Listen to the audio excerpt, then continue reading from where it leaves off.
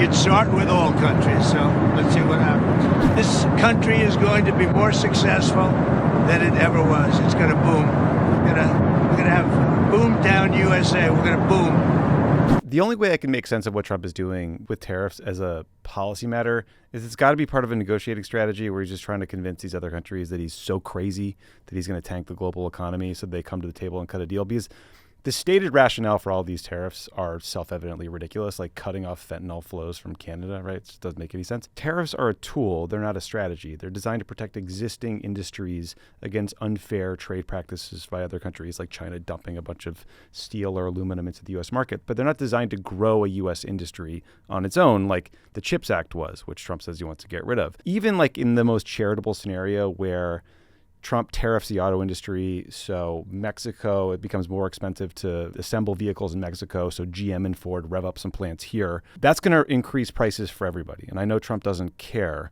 but the companies can't eat that hit. So labor costs are much higher in the U.S. than in Mexico, so it's going to raise prices for everyone. So just like none of it makes sense. Tariffs, when used effectively, they're targeted. But we're talking about a broad-based 20 to 25% tariff on every country, maybe? Politico was reporting this, that Republican House members, industry groups are scrambling right now for exemptions, that they are desperately trying to exempt.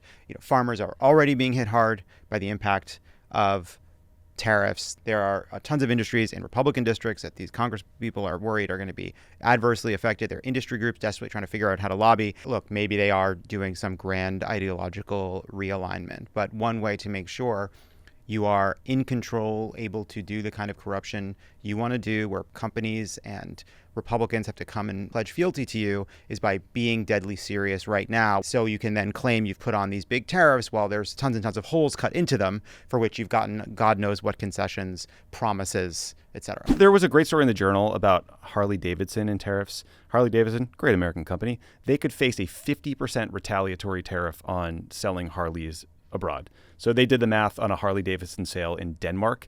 It would go from $28,000 to purchase here in the United States to $124,000 all in with all the VAT tax and everything else over there. So it's just going to decimate Harley Davidson. And they dealt with this in the first Trump term. And in response, they actually moved some production from the U.S. to Thailand.